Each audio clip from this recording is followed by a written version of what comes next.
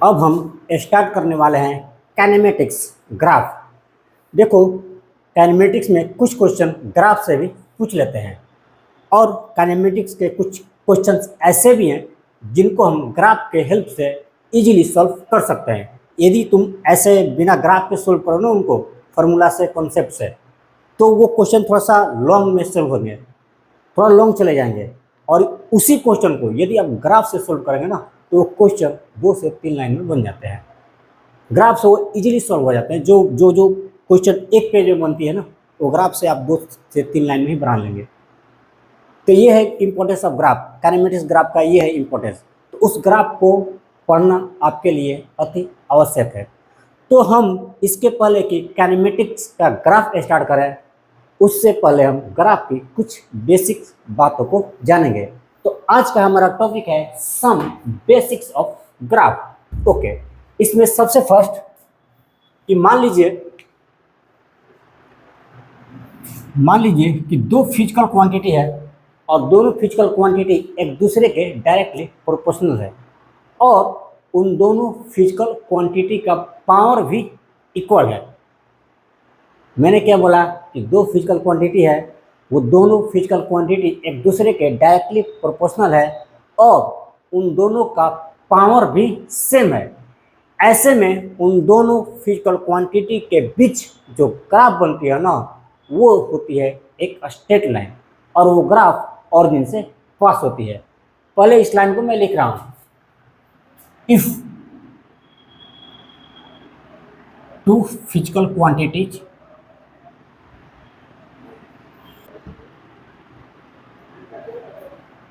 having equal power,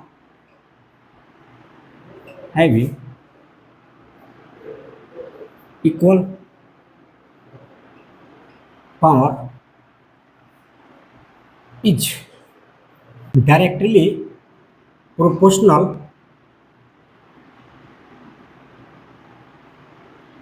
to each other. If two physical quantities having equal power is directly proportional to each other, then the graph between them will be a straight line.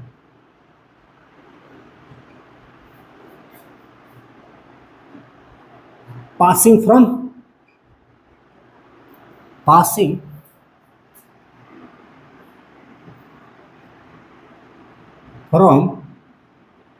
origin. Okay, मैंने क्या बोला कि मान लो दो physical quantity है, मान लो एक है x और एक है y, जहां पर x is directly proportional to y। एक फिजिकल क्वांटिटी है x और एक फिजिकल क्वांटिटी है y और यहाँ पर x और y, x is directly proportional to y है और दोनों का पावर भी सेम है। तो ऐसे में इन दोनों के बीच x और y के बीच जो ग्राफ बनेगी ना, वो एक स्ट्रेट लाइन होती है, पासिंग फ्रॉम ओरिजिन। तो इन दोनों के बीच ग्राफ खींचते हैं।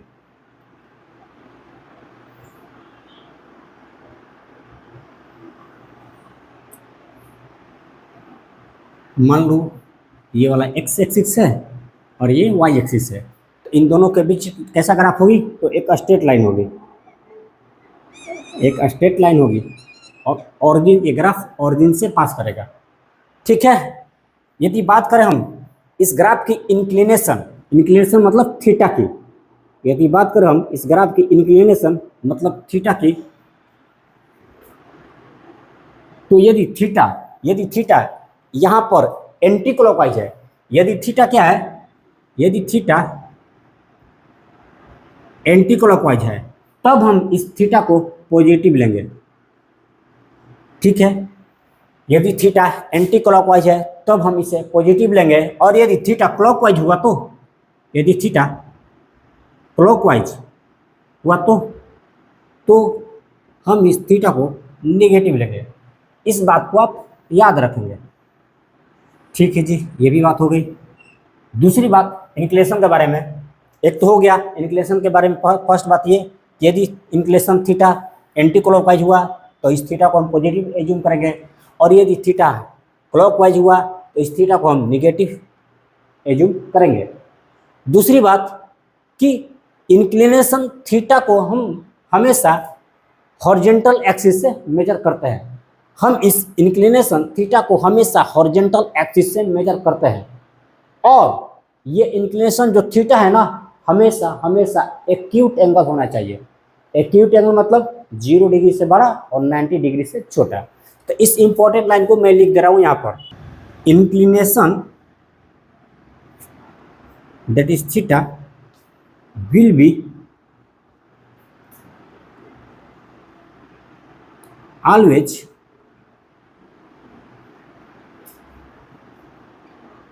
measured from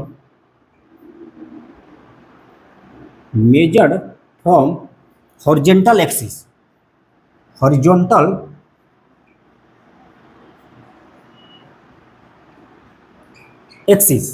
and should be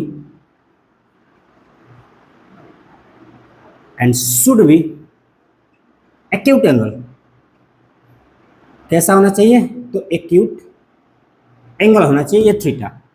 ठीक है, नेक्स्ट हम बात करने वाले हैं किसके बारे में? तो स्लोप के बारे में, इस ग्राफ के स्लोप के बारे में। ओके, तो इस ग्राफ की स्लोप की बात करें ना, यदि हम इस ग्राफ की स्लोप की बात करें तो स्लोप को आप जानते हैं m से डिनोट किया जाता है। स्लोप मतलब देखो, ये है x एक्सिस, ये है y एक्सिस, और ये लाइन जो है ना बनाया है, एक स्ट्रेट लाइन बनाया है, वो इन दोनों के बीच का ग्राफ है। ठीक है, और इस थीटा को बोलते हैं इंक्लिनेशन। तो स्लोप किसको बोलते हैं? स्लोप किसको बोलते हैं? तो स्लोप बोलते हैं हम tan थीटा को। tan थीटा के वैल्यू को ही हम स्लोप बोलते हैं। तो स्लोप tan थीटा बराबर हो जाएगी, क्या हो जाएगी? tan थीटा बराबर क्या होता है? परपेंडिकुलर अपॉन में बेस। तो परपेंडिकुलर अपॉन में बेस, तो परपेंडिकुलर क्या है? y है, अपॉन में बेस क्या है? x है। ठीक है, या फिर आप लिख सकते हैं डेल्टा y अपॉन में delta x, change in y upon में चेंज इन x, या फिर आप लिख सकते हैं dy अपॉन में dx, small change in y divided by small change in x, या फिर आप लिख सकते हैं tan थीटा है ना, क्या लिख सकते हैं इसको? p अपॉन में b, परपेंडिकुलर अपॉन में बेस, परपेंडिकुलर अपॉन में बेस। अब ये मत बोलना सर थीटा तो इधर है, परपेंडिकुलर ये कैसे हुआ? यदि आप यहाँ पर एक लाइन ड्रॉ करोगे ना, यहाँ पर ऐसे, चलो मान लो ऐसे परपेंडिकुलर ड्रा करोगे, तो इसके इक्वल एंड पैरेलल ये हुआ ना, इसका वैल्यू क्या होगा? इसका वैल्यू क्या होगा? तो इसका इक्वल एंड पैरेलल इसको ले लेंगे, इसकी वैल्यू मिल जाएगी। ठीक है ना? ओके, इसीलिए हमने इधर परपेंडिकुलर लिया, इसको मिटा दीजिए। तो इस ग्राफ के बारे में हमने जान लिया कि भाई यदि दो फिजिकल क्वांटिटी है जिनकी पावर सेम है और वे दोनों एक दूसरे के डायरेक्टली प्रोपोर्शनल है, तो इनके बीच का ग्राफ कैसा होगा? तो भाई एक स्ट्रेट लाइन होगा और वो ओरिजिन से पास होगा, ये है वो ओरिजिन। ओके, दूसरी बात किया हमने इंक्लिनेशन की, तो हमने कहा कि यदि इंक्लिनेशन थीटा एंटी क्लॉकवाइज हुआ तो इस थीटा को आप पॉजिटिव लेंगे, और यदि इंक्लिनेशन थीटा क्लॉकवाइज हुआ तो इस थीटा को हम नेगेटिव लेंगे। दूसरी बात हमने इंक्लिनेशन के बारे में बताई कि इस इंक्लिनेशन थीटा को हम हमेशा हॉरिजॉन्टल एक्सिस से मेजर करते हैं, और ये इंक्लिनेशन थीटा एक एक्यूट एंगल होना चाहिए ऑलवेज। ओके, लास्ट में हमने बात किया इस ग्राफ के स्लोप के बारे में। स्लोप मतलब tan theta, slope tan theta बराबर हो जाएगी y अपॉन में x। मतलब कि यदि आप y एक्सिस के फिजिकल क्वांटिटी में x एक्सिस के फिजिकल क्वांटिटी को डिवाइड कर देते हैं ना, तो आपको स्लोप की वैल्यू मिल जाती है, आपको इस ग्राफ की स्लोप मिल जाती है। ठीक है जी, तो आप इसका स्क्रीनशॉट लीजिए, उसके बाद आगे वाला देखते हैं। चलिए नंबर सेकंड बातें देखते हैं। नंबर सेकंड में ये बोल रहा है कि यदि दो फिजिकल क्वांटिटी है और दोनों एक दूसरे के डायरेक्टली प्रोपोर्शनल है और उन दोनों का पावर भी अनइक्वल है, सेम नहीं है। यदि दो फिजिकल क्वांटिटी है, दोनों एक दूसरे के डायरेक्टली प्रोपोर्शनल है और दोनों का पावर अनइक्वल है, तब उन दोनों फिजिकल क्वांटिटी के बीच जो ग्राफ बनती है ना, वो एक पैराबोलिक ग्राफ होती है। ओके, चलिए हमने क्या बोला कि if two physical quantity physical quantities having unequal power, having unequal power are directly proportional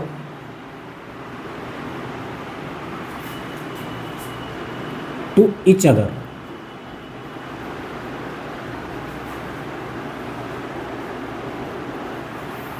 Then the graph between them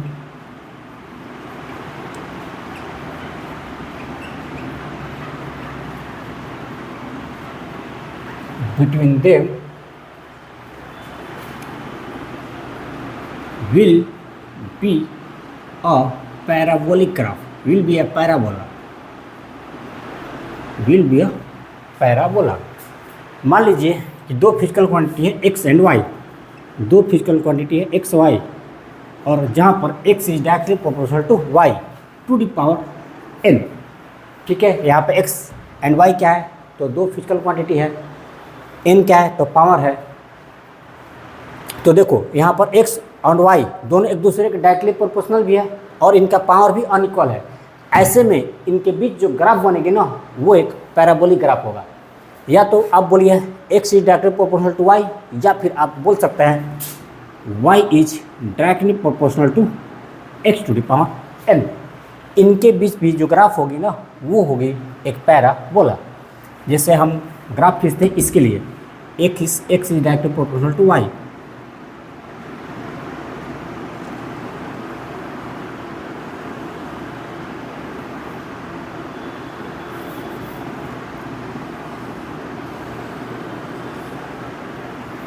मान लो कि ये है x एक्सिस और ये है y एक्सिस।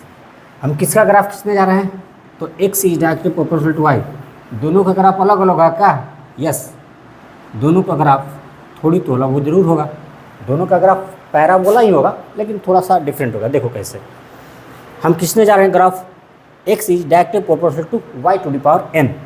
तो ये जो ग्राफ होगी ना वो कुछ इस तरह का होगा, ऐसे। ओ ऐसे नहीं होगा, उल्टा बन गया। चलो बन गया तो बन गया, बन गया तो बन गया। इसको हम कर देते हैं, ये कौन सा ग्राफ हो जाएगा, तो ये हो जाएगा y is directly proportional to x to the power n। ठीक है, ये ग्राफ किसका है, तो y is directly proportional to x to the power n। अब हम ग्राफ प्लॉट करेंगे।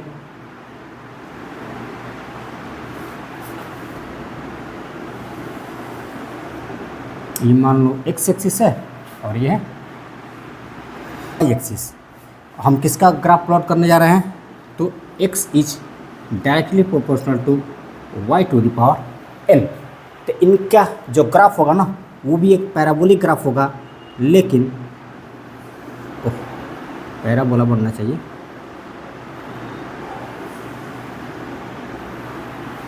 इनका ग्राफ ऐसे होगा। ठीक है, अच्छा दोनों में अंतर क्या है, देखो एक इस तरफ टिल्टेड हुआ है और एक इस तरफ टिल्टेड हुआ है।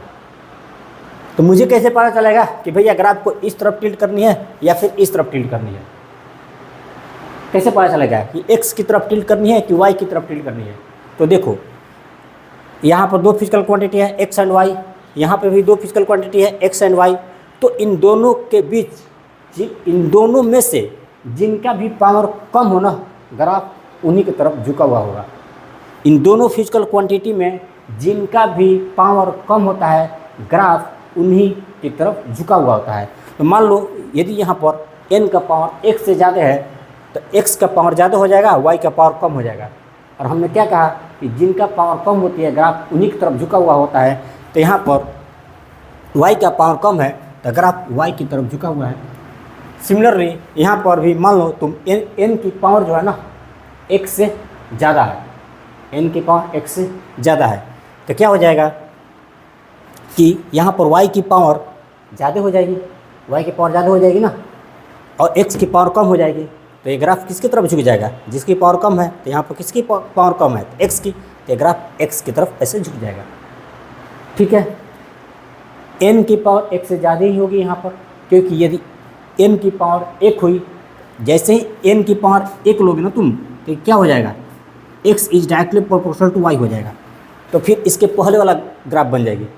इसके लिए ग्राफ कैसा हो जाएगा, जैसे तूने n का पावर 1 लिया तो ये ग्राफ क्या हो जाएगी, x is directly proportional to y हो जाएगी। तो यहाँ पर दो फिजिकल क्वांटिटी है, दोनों एक दूसरे के डायरेक्टली प्रोपोर्शनल है और दोनों का पावर सेम है, तो इनके बीच जो ग्राफ बनेगी ना, इसके पहले वाला जो बनाया हमने स्ट्रेट लाइन होगी पासिंग फ्रॉम ओरिजिन, वैसा ग्राफ हो जाएगी ना।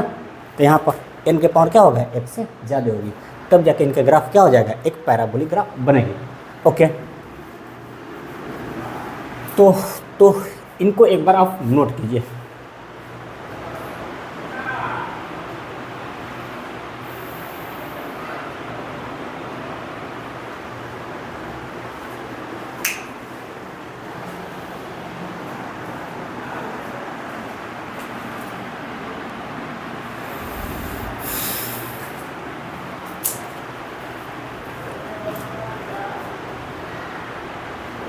चलिए, हम किसके बीच ग्राफ प्लॉट किए थे, तो x is directly proportional to y to the power n, या फिर हमने प्लॉट किए थे y is directly proportional to x to the power n, यही तो किया था ना हमने, x to the power n। देखो, यदि x और y क्या है, दो फिजिकल क्वांटिटी है ना, तो यदि इन दोनों फिजिकल क्वांटिटी के पावर का रेशियो 1:2 हो, यदि इन दोनों फिजिकल क्वांटिटी के पावर का रेशियो 1:2 हो या फिर 2:1 हो, तब इनके बीच जो ग्राफ बनेगी ना, वो एक सिमेट्रिकल पैराबोलिक ग्राफ होगी। अदरवाइज इनके बीच जो ग्राफ बनेगी ना, वो एक अनसिमेट्रिकल पैराबोलिक ग्राफ होगी। हमने बोला कि if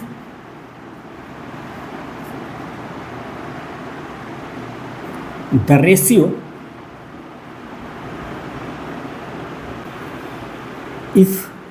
ratio of power of two physical quantities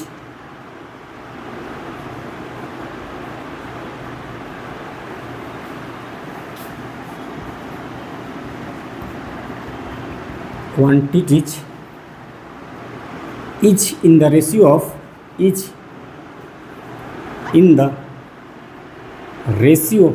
of 1:2 or 2:1, then the graph will be symmetrical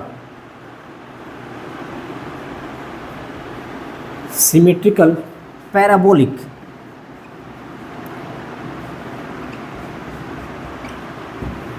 otherwise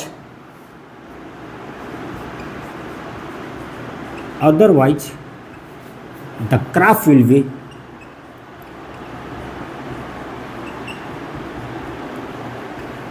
unsymmetrical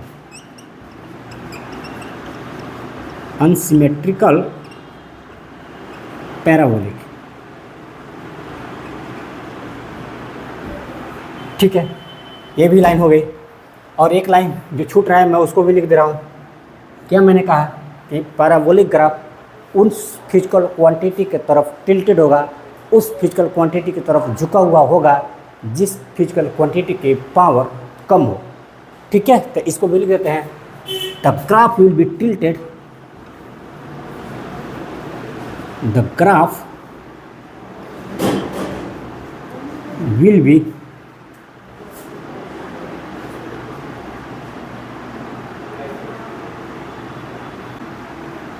tilted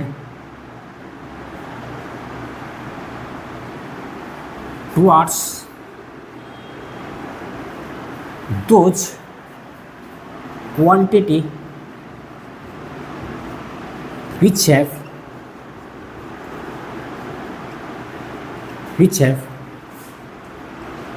less power। ठीक है जी, तो इसमें आप इस बात को याद रखेंगे कि यदि जिस फिजिकल क्वांटिटी का पावर कम होगा ग्राफ उन्हीं की तरफ झुका हुआ होगा, और यदि इन दोनों फिजिकल क्वांटिटी के पावर का रेशियो 1:2 हो या फिर 2:1 हो, तो इनके बीच जो ग्राफ बनेगी ना वो एक सिमेट्रिकल पैराबोलिक ग्राफ होगी, अदरवाइज वो एक अनसिमेट्रिकल पैराबोलिक ग्राफ होगी। जैसे एग्जांपल के तौर पर देख लेते हैं। जैसे मान लो कि काइनेटिक एनर्जी होती है ना तुम्हारी, kinetic energy is equal to कितना होता है, हाफ mv²।